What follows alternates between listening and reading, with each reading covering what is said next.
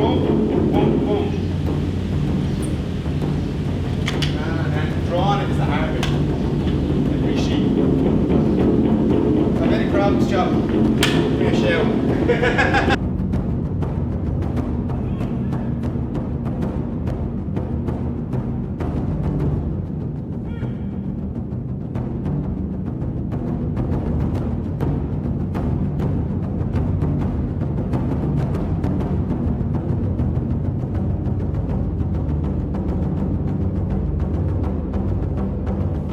With the katana and the wakizashi. I haven't done that for about 13 years. It used to be my thing, you know. I used to like the thing, but it's difficult. I'm gonna have to practice a little bit more of it because one's long, one's short, so they have to be the same length of the cut. So you've got one extension, one contraction. Damp all day today. I feel like a burrito, and the green room is apparently open for takeaway, so I'm gonna do a hill bomb on the mountain bike, maybe the fixie, see what's happening. Mountain bike.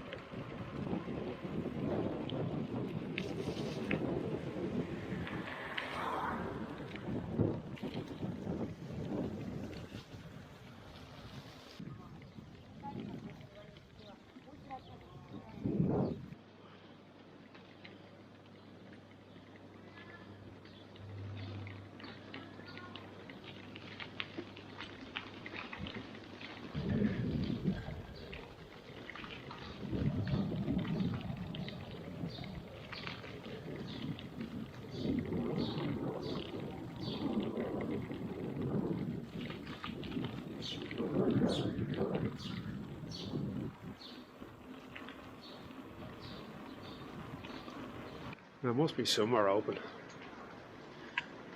Can't all be doom and gloom, is it?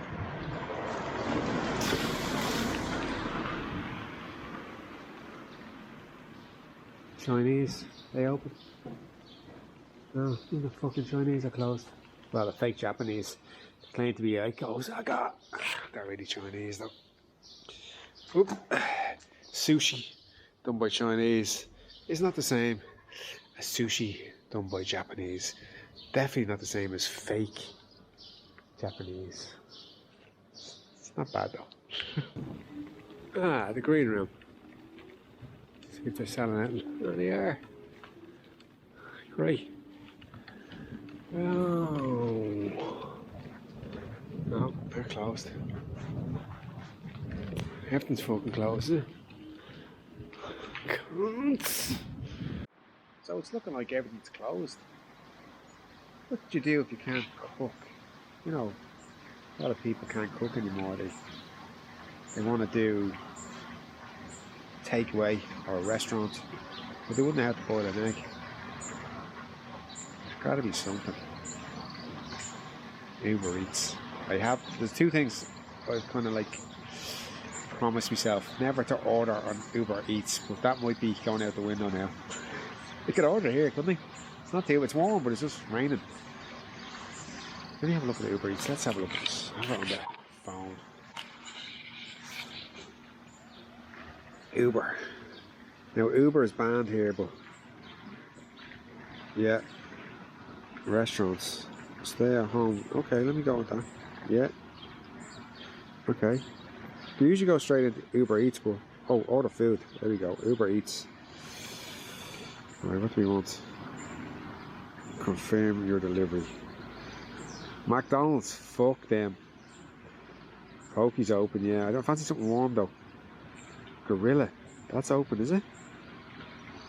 I had that there once, it was shy. Bollywood kebab, Algarve food and breakfast. Marta, Presca Portuguese food. Do you know what? I'll try the fucking. I'm gonna not fuck McDonald's. I'm gonna try Gorilla. I was there once, had a pad thai and it was muck, but like apparently they got rid of the chef and they got a new one. We'll give it a go. Crispy tempura, pad thai, $14. Robbing cunts. Anyway, we'll give it a go. I'm starving. There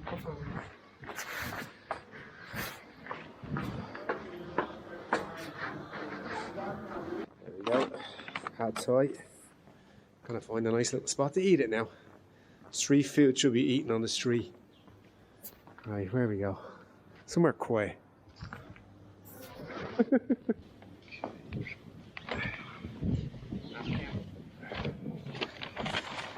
Chopsticks. A fork. Alright. Go with the chopsticks. You know, when I make it big, people want to say, yeah, he came into a restaurant too. This looks alright. It's got a bit of lime here. Alright, goes this crazy.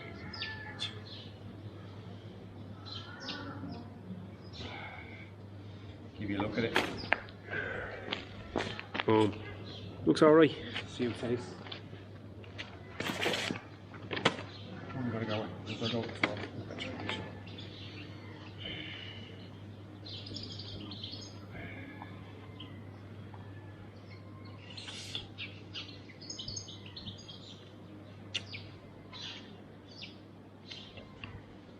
It's not bad. Not bad at all. Better than the last one. So welcome to McGregor Fast HQ here in Portugal, aka Shinobi Academy Lagos. On the wall here, all the memorabilia from the fights. The other wall here is the wall of fame for people that have been here. I'm gonna do a boxing workout on the bags because we're on lockdown in the champ room.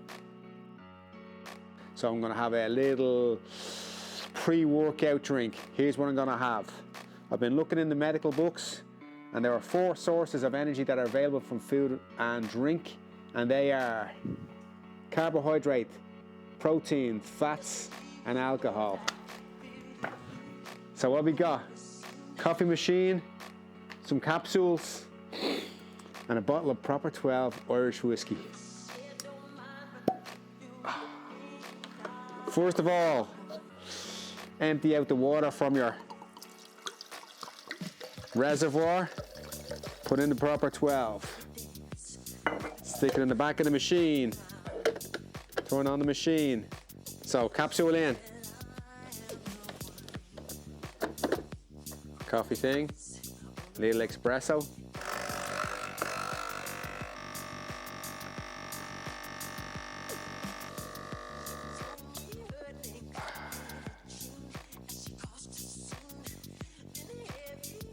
There you have it. Oh, that is good. Nobody ever went to war sober. Enjoy your proper 12 Expresso pre-workout drink. Ooh, I'll put hairs in your chest.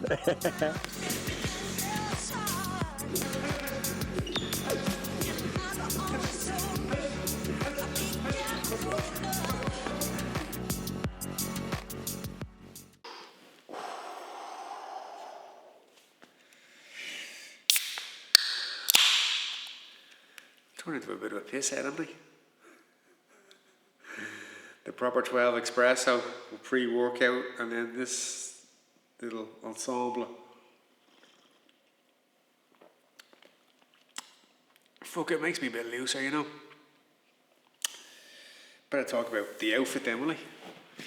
The hat, the elephant in the room. This is a statement hat. Wear a hat like this and you're making a statement, you're making an entrance. Everyone's going to notice the hat. That's a nice hat you have. Where did you get the hat? I like your hat. It becomes just something else, you know. Because there's a bit of pop in the hat, it's like a bright mustard. It's wool. I don't know what style it is. It's nice, but it's a dramatic hat. You gotta have a little bit of balls to wear something like this. So I wore like a darker shirt just to make that pop. That's the tip. And obviously the glasses for the light source. Good day today. Enjoyed it. It's late, it's nearly 1 a.m. I didn't start lifting till late because I was going to do the morning session, my morning routine, then lift, but I didn't feel like it. I felt like getting something to eat, so I ate. Then I had a snooze. Woke up, didn't know where the fuck I was. And then did a bit of work, because I actually do work. And did my little lifting session. Super happy with it. The front squats all the way down. 60 kilos. It's a lot for me, especially with the mobility of it. Especially with the hands up and that, you know, so it's a lot to learn. It's a lot to learn. I was going to do a couple of shout outs. Keelan McCormick, Carl's kid. He's not a kid no more. There's a picture on the front of my door here, and it's at a training camp, and Carl came to Keelan. And, you know, like son and father, it was a real proud moment for Carl. And now he's all grown up, he's 6'4". He has a bike shop in Dorset Street, the Bike Institute. Great shop. It's not your regular bike shop. They do good deals, like a good second-hand bike. Because what happens is now you got to buy a bike, it's going to cost you in between like 300 and 10 grand, you know. But if you just want to run around that you don't mind getting stroked and you pick up something for 150, 200 quid, 100 quid, those boys have it in their service and you know what you're going to get as well. So drop in, say hello. They gave me a mountain bike the last time to go out mountain biking with them because they ride as well. Carl's there all the time as well, but they're still open. And that's the thing about Dublin now, you can't go out in the car, but you can go out on the bike. Very stealth way of getting around. I also wanted to shout out to Kev. Kev's in New York. I met him when White Roger was over, and Kev is a friend of White Roger's, but I'd never met Kev because he'd met him in New York, Irish guy. And he was the day I met him, he was struggling with some illness in the family, and I met him on a bad day, and he still made a great impression on me. You know, would you ever have a really, really bad day and you meet someone and you're presented with the worst version of yourself, and you think you're kind of almost embarrassed by it. Not that Kev was, but we went out, we hung out, and most people I just don't remember. They're just blancmange, you know. I just don't remember them. No substance, but he had something about him. And he sent me a message on Instagram there the other day, and he's just I'd like to meet him again. Good, solid guy. Shout out to you. I was going to tell a story. No, I was going to tell not a story, but I was going to tell a lesson I learned. And that was about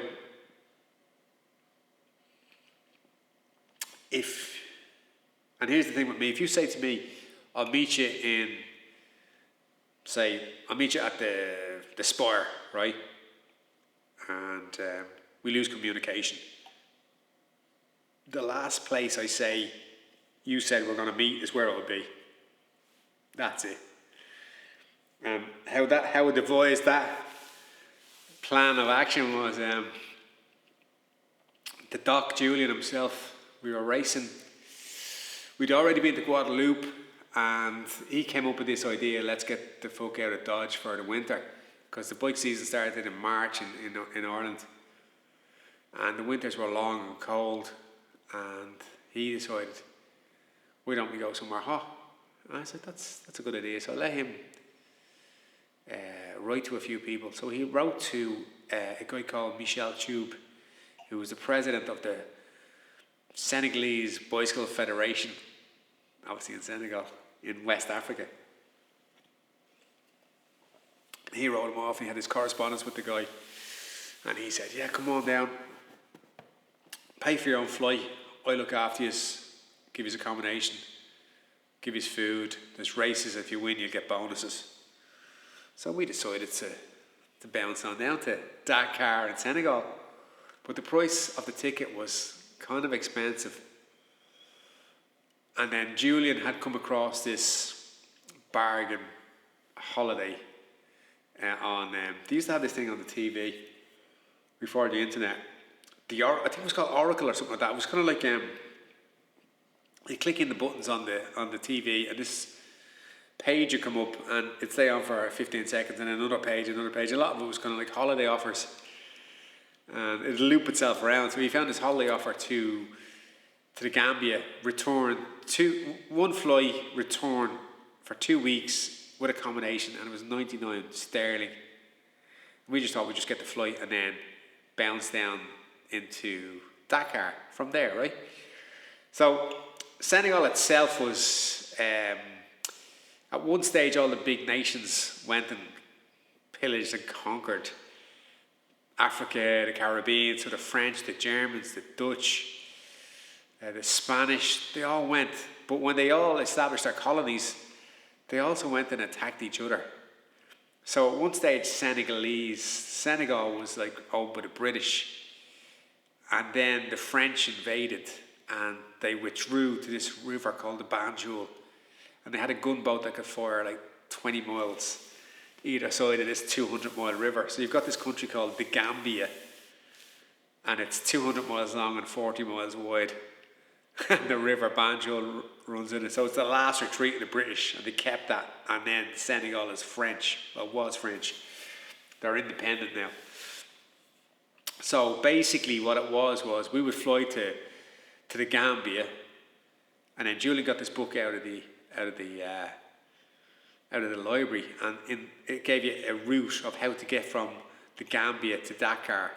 You basically had to get from the airport to the river, get a ferry across the river. On the ferry you will meet a friend for life, is what it said. And then you get a bush taxi, and it brings you like 15, 16 hours in a bush taxi to Dakar. Super piece of piss.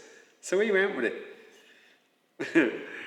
But it really didn't turn out that way at all. So we got this, we got the boat from Dublin to Holyhead. Julian's mother drove us to the ferry. And then we got the ferry, then we got the train, and then we ended up in London. Then we had to get the underground, get to the airport, Gatwick, stay overnight in Gatwick. I had pot noodle with me, so I was grand. And then we flew into Banjul, the Gambia. I remember the plane was 747. It went to land, and it didn't, because it was so misty from the dust off the desert. When it went to land, it pulled back up again and took off again. At the time, I didn't think getting off it, but now I'd be freaked. But then I was like 20 or something. I didn't give a fuck about shit like that. So we land into the Gambia. And the first thing I realised was the airport looked like a barn, literally. Corrugated iron, circular roof, no carousel, no nothing. And then there was all these lads in these like shitty uniforms were carrying bags off the plane. And they'd ask like, who owns this bag? Who owns this bag? And he'd say, that's my bag. And at the time, I had a suitcase with me, like. Then the suitcase didn't have fucking wheels, but it was a real cycling thing to do. Like, you should have had like a carry-all or some shit, but cyclists had this thing, like part of the uniform was to have a bike and a suitcase. So lad gets my bag, brings it outside, and he's looking for a few bob. Of course, like me and Jules wouldn't give them fuck all. And then Michelle was meant to collect us from the airport. So we waiting there an hour, no sign. We're sitting outside. No sign, no sign, no sign. 3 hours in, No sign. So Julian gets the idea to, let's make our own way to Dakar. Hence the start of this story. So I said, well, look, once we leave, we're going, right? And he goes, yeah, but like I had that book and it's easy, you just get the ferry, meet a friend for life, get a push taxi to Dakar, we roll in about 15 hours or something, it'll be grand. So I said, all right, let's do it then. So we got a taxi, pulled up at the ferry to go across the river, and it was just fucking chaos. Pull in, boom, open the car, surrounded by all these lads. My bag goes, my bike goes the other way, and it's just like, where the fuck's out? And they're all just looking for a tap, you know. Finally got all my stuff back, paid for the ferry, and then the scramble to get onto the ferry. And it was just horrendous. I didn't meet any friends for life. I met a leper trying to sell me a bag of water with no fucking fingers. Fuck me. A bag of water that I don't know where the fuck they got it from. It was just, oh, fuck me. And then we got on the other side, and there was the bush taxis. There were these Peugeots with the double back seat. And we organised the price, the bargain, fuck, just like, how much is it? Like, and then it was back rows, and then me and Julian crammed into the fucking front seat. And I don't know how many people, and then it was piled up high, and our bikes were on top of it, and chickens and everything. Finally, after about, I don't know how long it took to get going, felt like ages anyway. Drove on down the road, and then 5k down the road, stopped by the police, everyone taken out, to take down all the stuff, gone through all the stuff, back up the stuff, back down the road again, stopped again, another fucking policeman, take all the stuff. Oh, I was just like on and on and on, and then the man driving the car then wanted more money every time he pulled in, and it was pitch dark now at this stage, and all of a sudden it got to the stage where I just had a pain in my bollocks, you know, that kind of like. I remember there was one time where I don't know how many hours we were probably about 6 hours into this. We got pulled in, pitch dark. Lad looks at me, and I wouldn't get out of the car, and he didn't even ask me. I just had that look, and at one stage I was going to just fucking kill the taxi driver, hijack the car, and the two of us would drive in. I can see how kids go to war and then just go nuts, you know, that kind of way. But it was horrendous. Absolutely horrendous.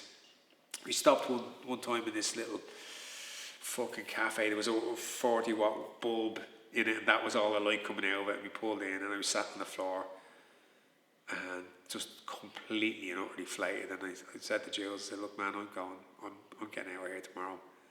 This is just too much, you know. But it wasn't, there was more to come. We pulled into Dakar about 2 o'clock in the morning. And I was just like, the first thing we saw the cement factory. And I was so happy to see something that was like fucking this century, you know what I mean? And then we pulled into Dakar, and I was like, fucking great people, a city, 2 a.m. Happy days, drops us off, and we're like, Jules, all right, where are we staying? And he'd forgot the address. He didn't bring it with him. I had it written on a piece of paper. So we had to sleep on the streets. I took the plastic bag off my bike and slept in the plastic bag on the side of the street. Me and Jules. And then the next morning, people were asking us for money. We're fucking two homeless white guys, broke. Asked us for fucking money. I thought, what a fucking shithole. Day one. So we'd no idea where we were staying. We hadn't got the address of Michelle Tube. No phone number, no mobile phones, no internet.